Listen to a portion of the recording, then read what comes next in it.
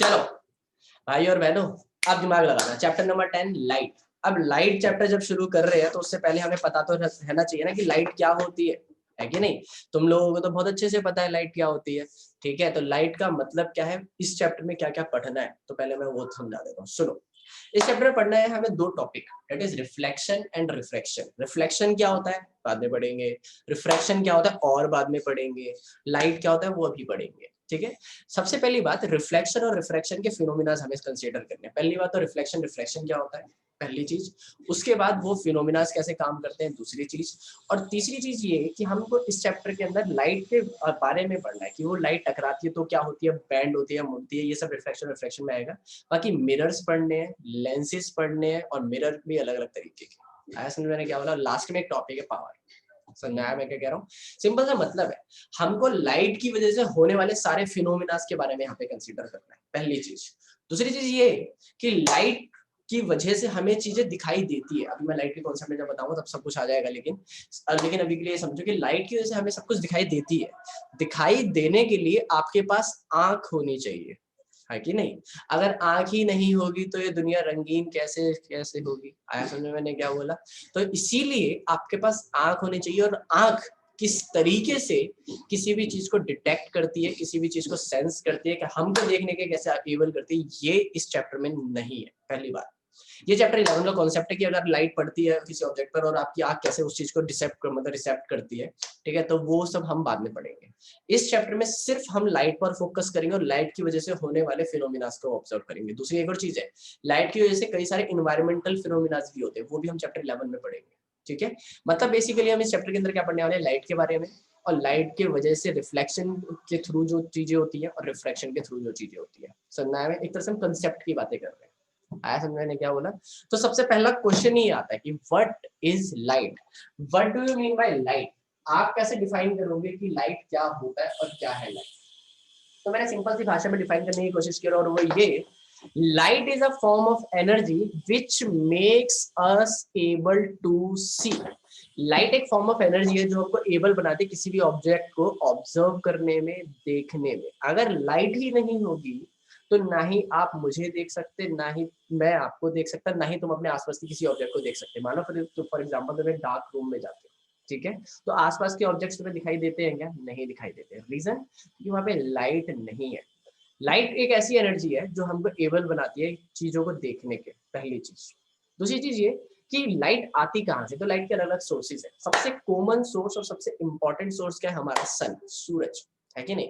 Sun is the biggest star, ये तुम्हें पता भी। और सन जैसे चमक रहा है, वो पिछले 5000 सालों से चमक रहा है और अगले 5000 सालों तक चमकता ही रहेगा, तो उसकी एनर्जी कहीं नहीं जाने वाली। तो sun is the biggest source of light. Heat and light बोलते तो मैंने अभी तक जो भी पढ़ा होगा तुमने, ठीक है। अब बात आती है कि लाइट की वजह से चीजें हमें कैसे दिखाई देती है, ठीक है। लाइट की वजह से चीजें हमें तब दिखाई देती है जब ऑब्जेक्ट पर लाइट पड़ती है और वो हमको दिखाई देता है। मतलब मान लो फॉर एग्जाम्पल एक अंधेरे कमरे में तुम गए, ठीक है, और तुम्हें कोई चीज ढूंढनी है और तुम्हारे हाथ में टॉर्च है, तो क्या टॉर्च अपनी आंखों पर मारते हो, नहीं। टॉर्च हम किस पर मारते हैं, ऑब्जेक्ट पर मारते हैं, ताकि लाइट जो है, जो लाइट है वो ऑब्जेक्ट पर जाए, वहां से टकराकर हमारी आंखों पर आए, और फिर हमारी आंख उसको प्रोसेस करती है। हमारी आंख कैसे प्रोसेस करेगी, वो चैप्टर 11 है। ऐसे मैंने क्या बोला। तो कोई भी अगर आपको ऑब्जेक्ट देखना है तो लाइट आपकी आईज पर नहीं, ऑब्जेक्ट पर पड़नी चाहिए, ये सबको पता है, कॉमन सी बात है। आया समझ में मैंने क्या बोला। दूसरी बात ये कि लाइट के बारे में और क्या क्या पढ़ना है। देखो, लाइट की वजह से होने वाले फिनोमिना के बारे में भी हम धीरे धीरे बढ़ेंगे। पहले हमें ये तो पता हो लाइट क्या होती है। तो सबसे पहला पॉइंट क्या है, light is a form of energy which makes us able to see. Light एक ऐसी फॉर्म ऑफ एनर्जी है जिसकी वजह से हम कोई चीज देख पाते हैं। दूसरी चीज ये कि जो लाइट होता है, लाइट होती है, वो क्या करता है, लाइट कैसे ट्रेवल करती है, लाइट एक छोटे एनर्जी पार्टिकल्स के थ्रू ट्रेवल करती है। मतलब क्या है इस बात का, देखो यार, पहली बात ये कि हमारे पास दो तरह के साइंटिस्ट हैं, ठीक है।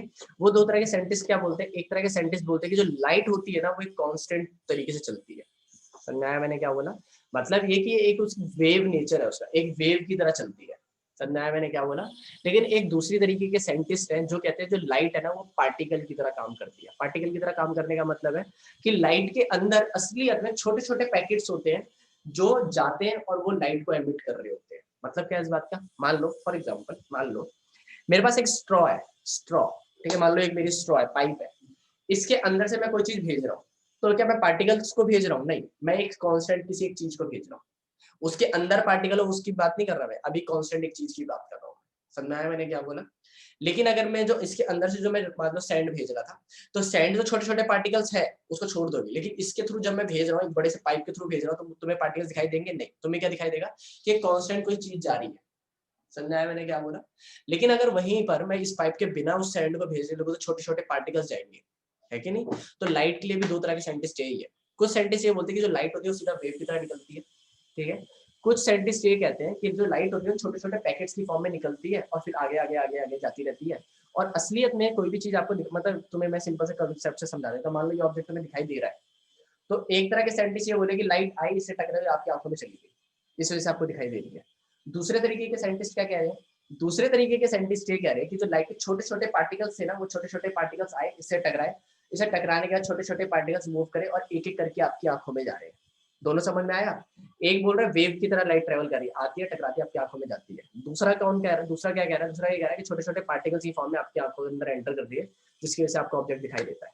कौन सही है दोनों में से? तो दोनों की अपनी अपनी थ्योरीज है, दोनों की अपनी अपनी एडवांसमेंट, और दोनों बिल्कुल सही है। हम क्या कंसीडर करेंगे? हम कंसीडर कुछ भी नहीं करेंगे। मैंने सिर्फ क्यों बताया? मैंने सिर्फ इसलिए बताया ताकि तुम्हें पता होना चाहिए कि light shows wave and particle nature both. Light nature और मतलब वेव और पार्टिकल नेचर दोनों दिखाती है। और पार्टिकल्स जो होते हैं, अब तुम्हारे दिमाग में क्वेश्चन आएगा कि जो छोटे छोटे पैकेट्स की फॉर्म में जो लाइट जा रही है, उसका कुछ नाम भी रखा होगा छोटे छोटे पैकेट्स का। बिल्कुल, उन छोटे छोटे पैकेट्स का नाम रखा हुआ है फोटॉन्स। उन छोटे छोटे पार्टिकल्स का नाम है फोटॉन्स। समझा मैंने क्या बोला? याद करना है क्या है नाम? बिल्कुल भी नहीं, ये नाम याद नहीं करना। लेकिन मैं तुम्हें एक और चीज बता देता हूँ। आजकल जैसे गूगल फॉर एग्जांपल, ठीक है, गूगल ऐसे बल्ब बनाने की कोशिश कर रहा है कि वो आप उस बल्ब को ऑन कर दोगे, जैसे आपके घर में भी जो बल्ब रखा है उसमें से लाइट निकलती है ना। आजकल वो ऐसे बल्ब डेवलप करने की कोशिश कर रहा है कि आप बल्ब को ऑन कर दोगे तो वाईफाई सिग्नल की फॉर्म में वाईफाई देगा। आ रहा है समझ में? क्या हो रहा है? वाईफाई के सिग्नल्स देना चालू कर देगा, ठीक है। तो वो किस कॉन्सेप्ट पे डिपेंड करता है? वो किसी कॉन्सेप्ट पे डिपेंड करता है। फोटॉन्स की फॉर्म में आपको वाईफाई सिग्नल्स दे रहा होगा। खैर वो एडवांसमेंट और टेक्नोलॉजी है, वो अलग चीज है। यहाँ तक समझ में आया मैंने क्या बोला? अब बात करते हैं कि लाइट की स्पीड कितनी होती है। देखो यार, कोई भी चीज की अगर स्पीड मानी जाती है ना, किसी भी चीज की स्पीड, मैं लाइट की बात नहीं कर रहा, मान लो मेरी भी, अगर तो मैं भागता हूँ कहीं पर, मैं स्प्रिंटर हूँ मान लो फॉर एग्जाम्पल, और तुम मेरी स्पीड देखना चाहते हो, तो तुम मेरी स्पीड ट्रैक को मेजर करके देखोगे। तुम ये नहीं देखोगे कि तुम भैया आप रोड पे कितनी तेज भागते हो, या फिर सैंड में कितनी तेज भागते हो, फिर पानी पे कितनी तेज भागते हो। आप हमेशा उसी चीज की स्पीड वहीं पर देखते हो जहाँ पे वो क्या होता है, एक नॉर्मल सी होती है, नॉर्मल चीज होती है, ठीक है ना। तो एक स्प्रिंटर की स्पीड आप हमेशा ट्रैक पर ही नाप सकते हो। आया समझने का ना? वैसे ही है, लाइट की जो स्पीड नापते हैं हम वैक्यूम में नापते हैं। वैक्यूम क्या होता है? वैक्यूम एक ऐसी जगह होती है जहां पर, दिमाग लगाना मैं क्या बोल रहा हूँ, वैक्यूम एक ऐसी जगह होती है जहां पर कोई भी पार्टिकल नहीं होता, यहाँ पे की हवा भी नहीं होती। और वैक्यूम में जो एयर की जो स्पीड होती है वो होती है 3 × 10⁸ मीटर पर सेकेंड। 3 × 10⁸ मीटर पर सेकेंड लाइट की स्पीड होती है। कहीं पर 1.8 भी लिखा रहता है, वो एयर की बात चलती है। लेकिन एयर और वैक्यूम के हम ऑलमोस्ट सेम लेते हैं। बात अलग है कि एयर के अंदर स्पीड थोड़ी सी डाउन हो जाएगी, लेकिन हम जब तक मतलब मान लो फॉर एग्जाम्पल एक तगड़ी वाली कैलकुलेशन नहीं कर रहे थे, तब तक हम एयर और वैक्यूम दोनों सेम लेते हैं। एयर का मतलब तुम्हें पता है हवा, हमारा एनवायरमेंट हो गया जैसे, ठीक है। वैक्यूम एक ऐसी जगह जहाँ पे हवा भी नहीं है, कोई चीज नहीं है। फॉर एग्जाम्पल स्पेस, स्पेस के अंदर कोई भी हवा कोई भी पार्टिकल नहीं है, ठीक है। तो ये स्पीड किसकी बात कर रहा है? ये स्पीड बात कर रहा है वैक्यूम की, ठीक है। तो ये स्पीड एयर, ये लाइट की स्पीड है किसके अंदर? वैक्यूम में। आया समझ? मैंने क्या बोला? पक्का समझ में आ रहा है मैं क्या कह रहा हूँ? आगे दिमाग लगाना जरा ध्यान से। अब बात आती है कि भैया यार ये स्पीड तो हमें चलो समझ में आ गई। अब बात आती है कि ये नेचर कैसा है। देखो यार 11th 9th क्लास में तुमने एक दो वर्ड पढ़े थे, लॉन्गिट्यूडिनल वेव और ट्रांसवर्स वेव। मुझे पक्का पता है कि तुम में से किसी किसी को याद होगा कि ये पढ़ा था, और उसमें से भी किसी किसी को एग्जैक्टली पता होगा कि ट्रांसवर्स वेव क्या होता है, लॉन्गिट्यूडिनल वेव क्या होता है। कई सारों ने सिर्फ नाम सुना हुआ है, कई सारों ने नाम भी नहीं सुना हुआ, और बहुत सारों को कुछ नहीं पता कि लॉन्गिट्यूडिनल ट्रांसवर्स वेव क्या होता है। अब बता रहा हूँ, आज याद करो और जिंदगी भर याद रखना। चाहे तुम आगे जाके साइंस लो, चाहे कॉमर्स लो, चाहे पढ़ना छोड़ दो, गाँव में खेती बाड़ी करो, लेकिन याद जरूर रखना कि जब भी मतलब हल भी चला रहे होगे ना, तब भी तुम्हें याद आना चाहिए कि ट्रांसफर वेव क्या होता है, लॉन्गिट्यूडिनल वेव क्या होता है, ठीक है। सुनो, हमारे पास दो तरीके की वेव होती है। मैंने बोला ना कि लाइट एक वेव नेचर भी दिखाती है ना। तो ये दो तरीके की नेचर दिखाती है। एक नेचर है वेव नेचर और एक है पार्टिकल नेचर। तो पार्टिकल नेचर फोटोन वाला खत्म कर दिया हमने वहीं पर। वेव नेचर की बात करते हैं। अगर वो वेव की फॉर्म में ट्रेवल करती है तो वेव दो तरीके से ट्रेवल करती है, या तो वो लॉन्गिट्यूडिनल वेव की तरफ ट्रेवल करेगी, या तो ट्रांसवर्स वेव की तरह ट्रेवल करेगी। अब बात आती है कि लॉन्गिट्यूडनल वेव और ट्रांसवर्स वेव में अंतर क्या है, तो सुनना जरा, दिमाग लगाना। लॉन्गिट्यूडनल वेव ऐसी वेव होती है जिसके अंदर जो पार्टिकल्स होते हैं ना, और जो वेव जो जारी है, मतलब मान लो वेव इस तरीके से यहाँ पर जारी है कि नहीं, और उसके जो पार्टिकल्स है वो भी उसी के साथ ऐसे ऐसे मूव कर रहे हैं, तो इसका मतलब पार्टिकल ऐसे ऐसे वाइब्रेट कर रहे हैं और जो वेव है वो भी ऐसे जा रही है, तो दोनों पैरेलली काम कर रहे हैं, वो ऐसे ऐसे वाइब्रेट कर रही है और ये वेव ऐसे जा रही है। समझ में आया मैंने क्या बोला? पक्का समझ में आ रहा है मैं क्या कह रहा हूँ? तो दोनों पैरेलली काम कर रहे हैं। जब जब डायरेक्शन ऑफ वेव और, सुनना जरा ध्यान से मैं क्या कह रहा हूँ, जब डायरेक्शन ऑफ वेव और उसके पार्टिकल्स की वाइब्रेशन की डायरेक्शन बिल्कुल सेम होती है, दोनों एक दूसरे के पैरेलली काम कर रहे होते हैं। नहीं समझ में आया?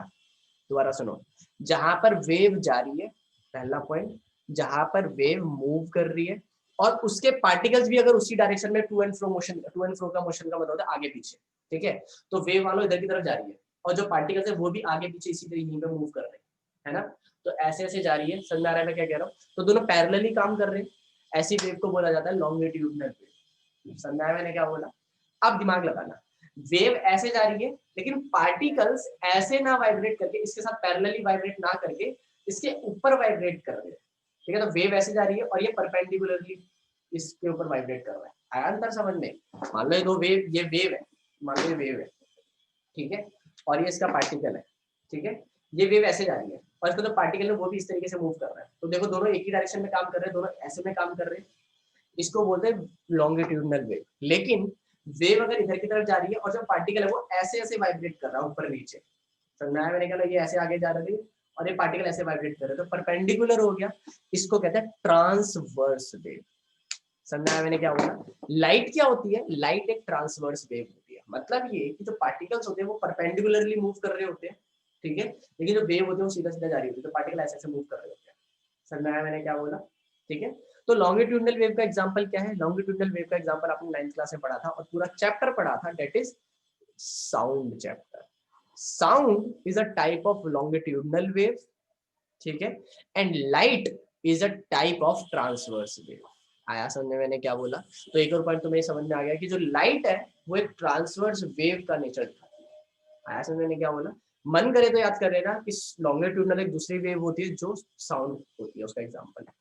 आया समझ में क्या बोला? खत्म। एक और चीज, लाइट को ट्रेवल करने के लिए कोई भी मीडियम नहीं चाहिए होता।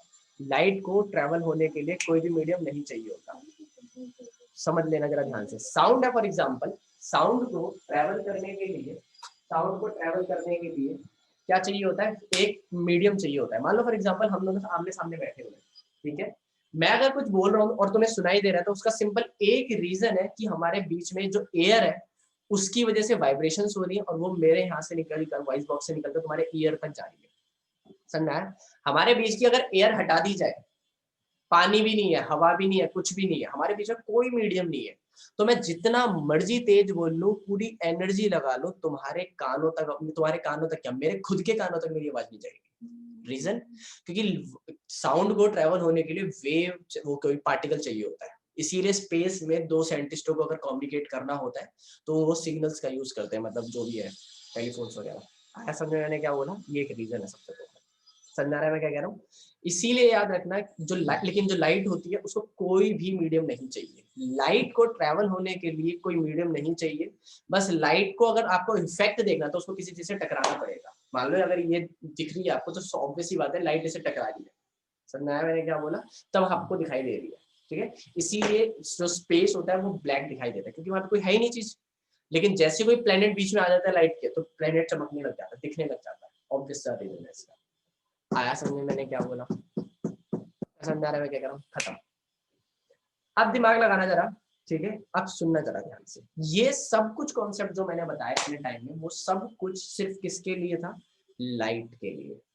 तुम्हारे को कितना पढ़ना है इसमें से? तुमको सिर्फ इतना याद करना है कि light is a form of energy which makes us able to सी।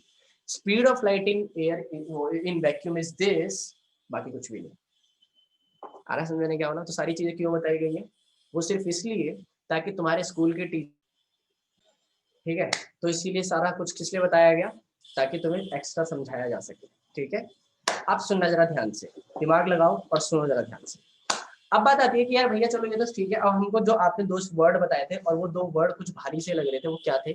दो वर्ड थे, that is reflection and refraction. अब समझना जरा ध्यान से, लाइट दो तरीके से काम करती है, मतलब हमें इस चैप्टर के अंदर दो कॉन्सेप्ट पढ़ने हैं।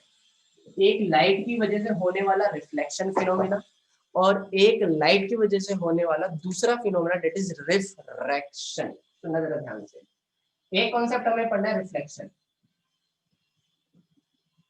और एक कॉन्सेप्ट हमें पढ़ना है रिफ्रैक्शन। एक कंसेप्ट है रिफ्लेक्शन और एक कंसेप्ट है रिफ्रैक्शन। अब ये रिफ्लेक्शन और रिफ्रैक्शन क्या होता है वो दिमाग में डालना जरा ध्यान से सुनो। रिफ्लेक्शन का मतलब होता है बाउंसिंग बैक ऑफ लाइट। क्या होता है इसका मतलब? Bouncing back of light.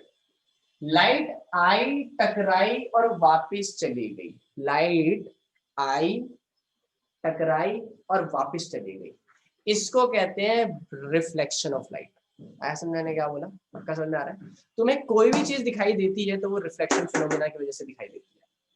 समझ में आया मैंने क्या बोला? आगे सुनना।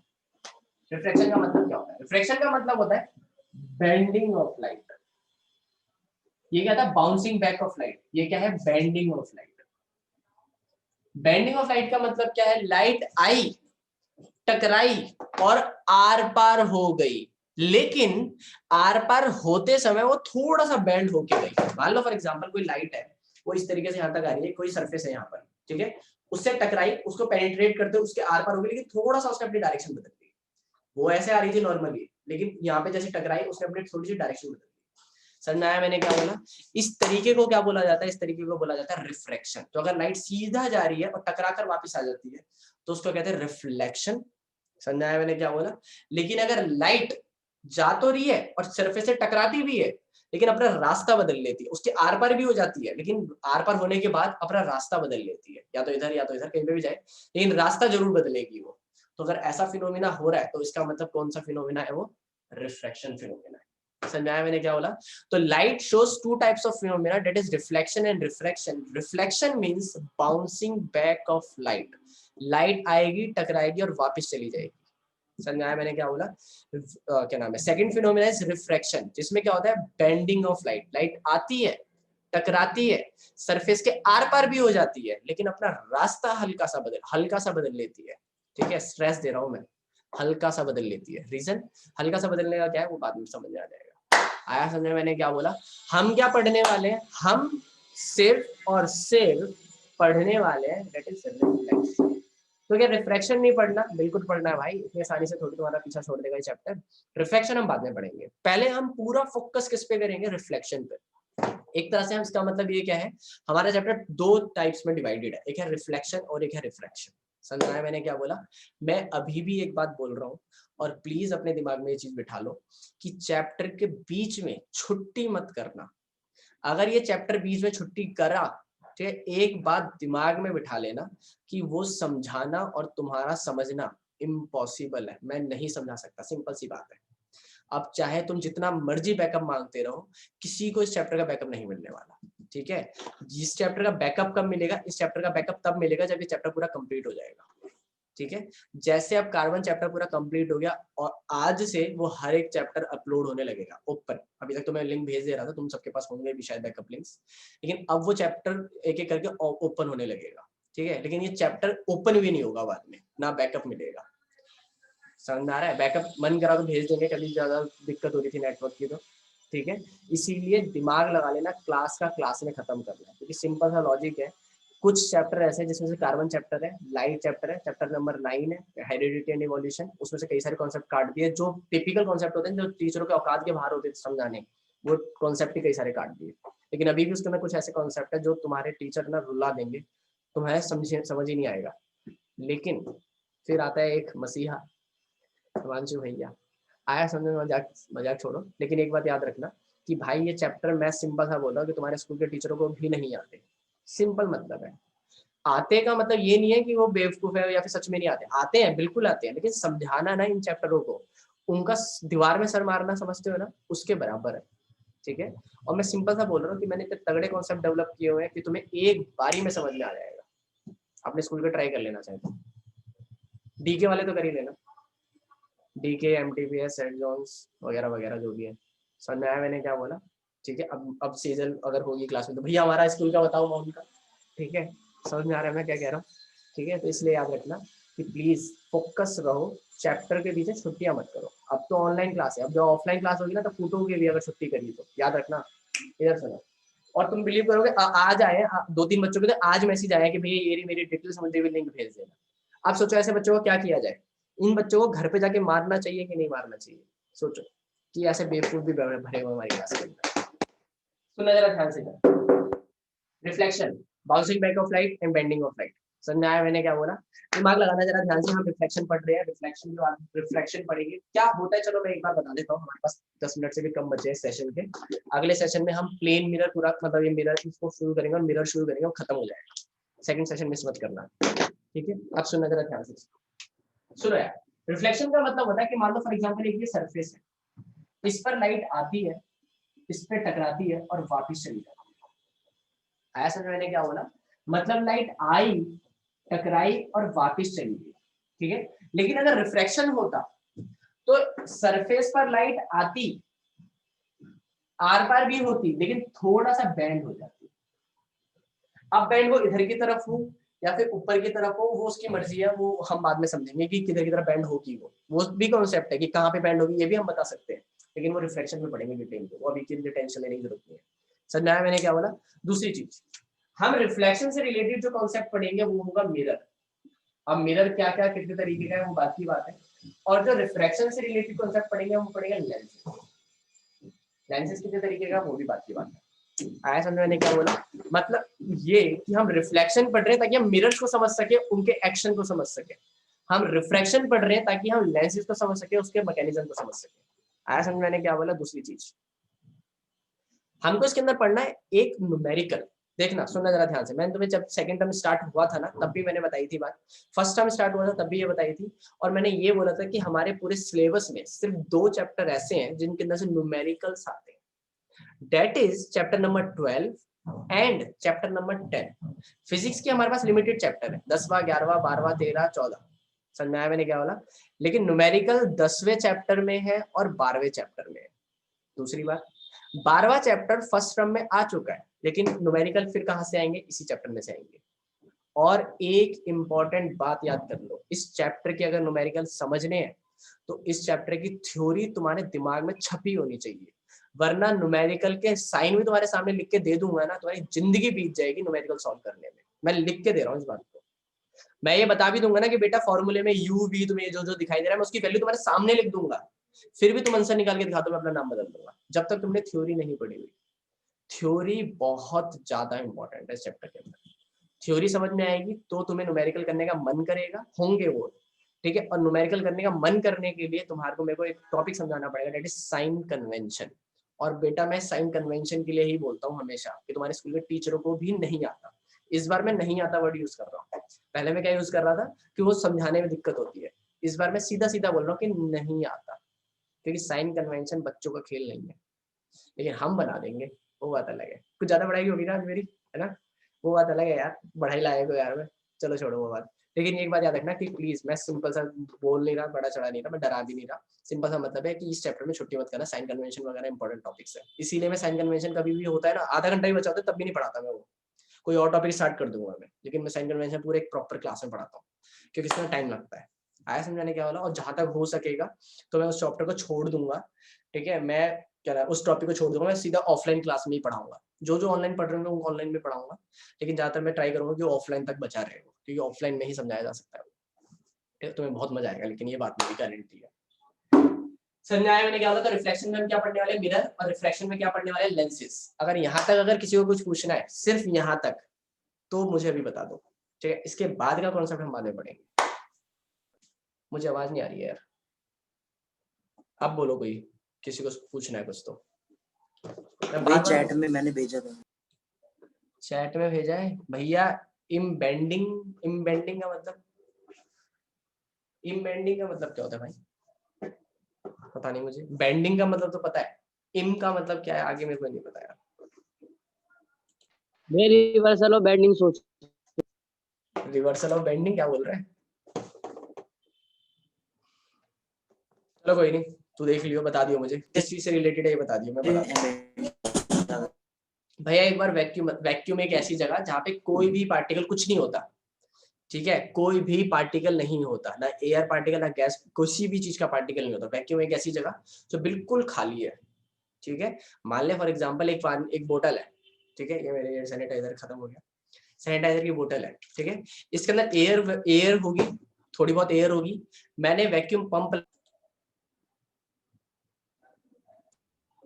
तो वैक्यूम, हाँ मैं इसके बाद बता रहा था, तो इसके अंदर वैक्यूम पंप लगा के मैं सारी हवा बाहर निकाल दूँ, है ना, तो इसके अंदर कुछ हवा बचेगी? कुछ भी नहीं बचेगा, इसको कहते हैं वैक्यूम पंप।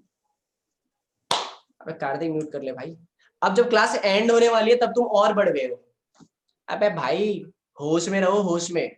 सेकंड सेशन का लिंक भेज रहा हूँ मैं, फटाफट से ज्वाइन करना, क्योंकि उसके स्टार्टिंग से ही टॉपिक स्टार्ट हो जाएगा, ठीक है। सेकंड सेशन का लिंक भेज रहा हूँ, मिस मत करना, फटाफट से ज्वाइन करो उसको। कितना टाइम बचा वैसे पता नहीं, देख भी नहीं रहा।